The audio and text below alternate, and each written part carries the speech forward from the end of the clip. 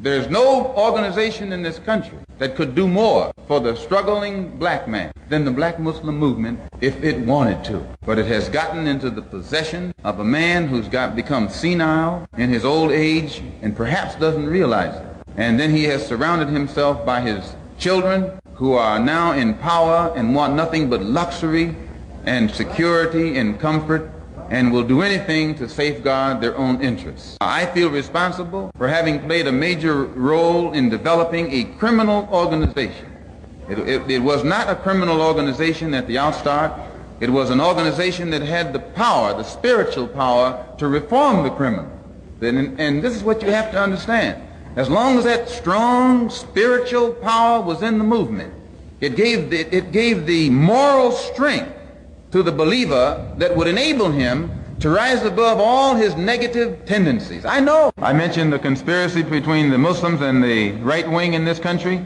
I know for a fact that there is a conspiracy between Muslims and the Lincoln Rockwell Nazi and also the Ku Klux Klan. There is a conspiracy. Describe this conspiracy. Well, the Ku Klux Klan made a deal, or were trying to make a deal with Elijah Muhammad in 1960 in the home of Jeremiah X, the minister in Atlanta at that time, who at present is the minister in Philadelphia.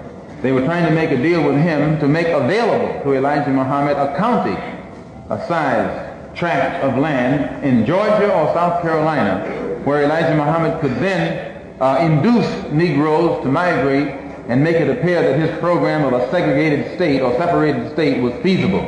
And to what extent these negotiations finally developed, I do not know, because I was not involved in them beyond the period of December 1960.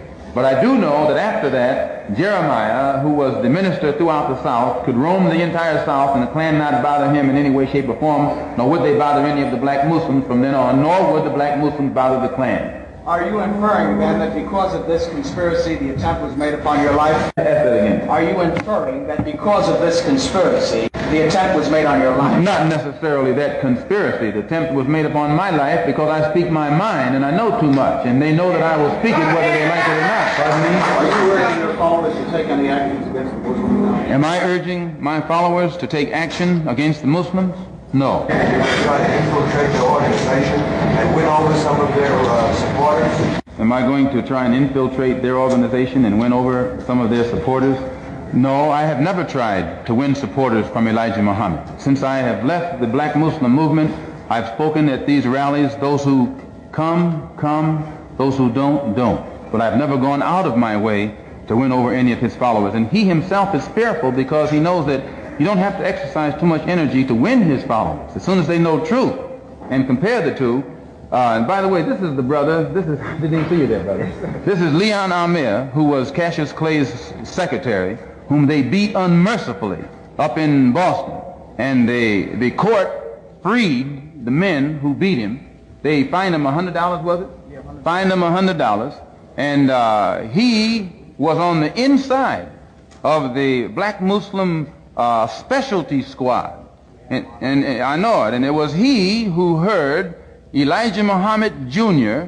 come to New York when Elijah Muhammad was at the Armory in June of last year. Jr. stood up and told the fruit, many of whom are here now also, that I should have been killed, that my tongue should have been put in an envelope and sent back to Chicago by now. And because Fat Joseph had not done it, they demoted him. He remained captain, but Clarence up in Boston was put over Joseph. And Joseph's authority was curtailed. And then Clarence, the captain from Boston, and John, the captain from Springfield, came to New York to assassinate me, and came to him to get a silencer, and couldn't get it. So the police know this. It's not something that's new. They just wait until the job is done, and then they step in. Do you know that Elijah Muhammad was behind this? Yes, now, Elijah Muhammad called all of his officials, national officials, to Chicago in October and ordered them to kill or maim any of his followers who leave him to follow me. Well, when you say, how do I know, many of the brothers who were in at that time are out now. And if this ever come into the court, there are plenty of witnesses who can stand up and testify to it. Sir? Yes, I do believe there'll be further attempts on my life. I know them. They're foaming at the mouth. The rank and file Muslim means well. It's those at the hierarchy who are living off the fatted calf who don't mean well. And this coming Sunday at 2 o'clock, as I say, our program will be unfolded. Elijah Muhammad knows he has done some good things and he has done some bad things.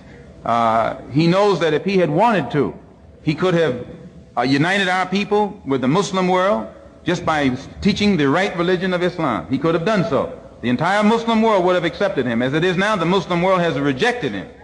He can never go into the Muslim world saying that he's a prophet or that Allah came over here in the flesh. They would cut his head off if he said that over there.